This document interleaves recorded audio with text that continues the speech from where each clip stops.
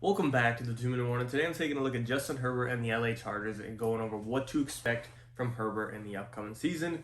But before getting that topic, question for those of you viewing, I want to hear from you guys. Where do you rank Herbert amongst quarterbacks in the league? I don't need you to give me your exact ranking of 9 or 12, but just give me a range of he's inside the top 10, right outside the top 10, top 12, top 15, top 8, wherever you got him. Comment down below and I'll give my answer at the end. Getting straight into it though, Justin Herbert's stats last year, just for reference, started 15 games, played 15 games, had 31 passing touchdowns, 10 interceptions, broke pretty much every quarterback rookie record there was. Pretty fantastic rookie season, not just in general, but given his circumstances, then it reaches all of a sudden the status of phenomenal. Bottom 3 offensive line. He had a head coach that clearly is not good enough to keep his job. Banged up defense he couldn't rely on. Herbert had a spectacular year. Obviously, they didn't go to the Super Bowl, but stats-wise and just face of the franchise-wise, he's really shown that the Chargers can invest in him and he can be a part of their future for the long term. And they freaking 6 overall, no matter who you take there doesn't feel like a steal, but given that he was the 3rd quarterback taken in this draft, it definitely feels like he was a big steal in the draft in 2020. As far as what I expect from him in 2021, like I said, 3-to-1 touchdown interception ratio in 2020. I think he'll stay right around that range, maybe a couple more touchdowns, but a couple more interceptions. 31 passing touchdowns, like I said, 10 interceptions. I'm expecting him to push for 40 touchdowns this year. And like I said, just to keep that range, probably 13, 14 interceptions, just to give him a little bit of leeway. He's still really young. Yes, we have high expectations for him. We got to remember this kid is just in year 2. He's going to have some mistakes. He's got a better offensive line and he's got a better head coach, but chemistry is still not there to the nth degree. I like the rebuilt offensive line. I do. Rashawn Slater, Oday Abushi, Corey Linsley, Matt Filer, Brian Bulaga. That alone should give you an extra 2 wins from last year. Brandon Staley, brand new head coach. As much as I like him, he still needs to prove himself, but if he's good enough to keep his job, that alone should be another win compared to last year. And I know it's not that simple. I'm oversimplifying it a little bit, but still readjusting the biggest things, the guy that organizes the team and the part of the team that protects your most important position, that's going to benefit you in the long run when it comes to your record. Backfield and Austin Eckler, he's not the power back, but I do think he's a great safety blanket for Justin Herbert when he's fully healthy. You got Joe Lombardi in there. He's from the Saints. You might see a Saints offense. We saw Drew Brees and Alvin Kamara killed out of the backfield. Alvin Kamara getting 10, 11, 12 receptions or targets a game. Austin Eckler, he's already gotten a heavy load of targets. We might see him get more now with Lombardi in there. I'm excited to see his offense. I like Austin Eckler as a safety blanket and just a good read for Herbert to hit time to time. Receiving core, hopefully Mike Williams in year 4, year 5, whatever it is. I want to say year 5, to be honest. I think he was taken in 2017. Hopefully we get a breakout year by now. Pushes 1,000 yards. Keenan Allen, we know how good he is. He's on the brink of being a top 10 receiver. He is a top 10 receiver for sure.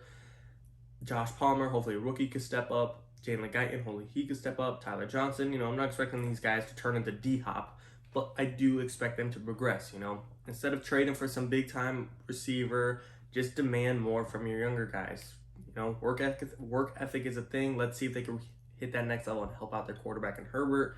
I just think between Lombardi and Staley helping out the offense, I have my questions about them, of course, because they're unproven on new teams. But I do think it is going to benefit this team as a whole, and especially Herbert. I think his numbers will go up. I think their wins will go up. I think their overall production and stats will go up. The defense, obviously, they're not, catching footballs from Herbert, but they are helping control the pace of the game. Joey Bosa, not that he's super injury prone, but he does get banged up time to time. Last year, he didn't play the entire season. He was banged up here and there. Just having him full-time would be huge.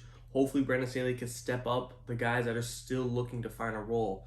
Rookie Chris Rumph, where is he going to go? And Chenna Nwosu, can he step up? Jerry Tillery, Linval Joseph, can these guys step up and help be the Robin to their Batman? And Joey Bosa, Kenneth Murray Jr., can he take over this front 7 and be the captain of this team?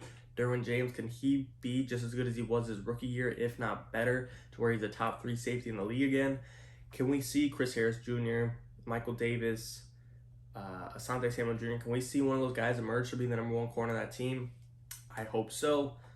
Overall, I do think the defense just being healthy, they didn't make many additions this offseason at defense, the biggest one being Asante Samuel Jr. and re-signing Michael Davis would be the most notable changes in my opinion. But just being healthier is all this team needs. On paper, they already have a good defense. It just needs to come into fruition. So I do think with it being healthier, it will help control the pace of the game and not put Herbert in so many sticky situations where he has to chuck the ball up in order, to get this team even close to winning a football game. Overall, Herbert, he's got the talent to do it, and he's got the better team to do it now. I don't expect him to win the Super Bowl this year, but I do expect, overall, what I expect from Justin Herbert, I would say he pushes 40 touchdowns, given that he's going to have 17 games, two more than last year, and he's going to have a healthier O-line, a better O-line, a better scheme, a better coach, and a better defense to rely on. That'll push him to 40 touchdowns. Interceptions are just going to come. He's still young. I would say anywhere between 10 and 15 is a safe range, in my opinion. And record-wise, I see them getting above 500.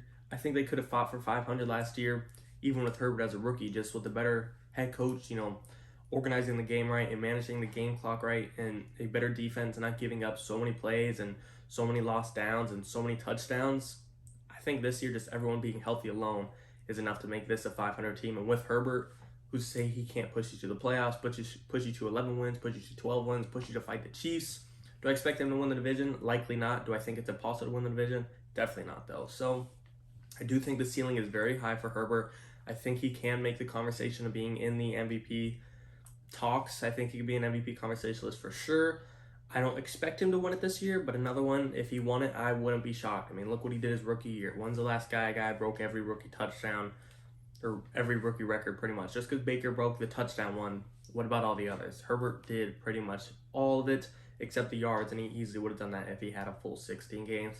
I got high hopes for the Chargers and Justin Herbert this season, but we got to see it come into fruition. My final expectation from him in 2021, like I said, would be to push 40 touchdowns. Between 38, 42 is a safe range to me. Interceptions, 10 to 15 would be a safe range to me. An above 500 record to me. I think 11-6 sounds like the perfect spot, but I'm willing to say range 10 to 7, 12 to 5 as a safer pick. You guys tell me though, do you agree or disagree with my expectations? Or referring back to the question today, where do I rank Herbert amongst QBs? Personally, there's about 7 guys that I think are locked in top 7 as of today. I think Herbert or any other QB can modify that top 7.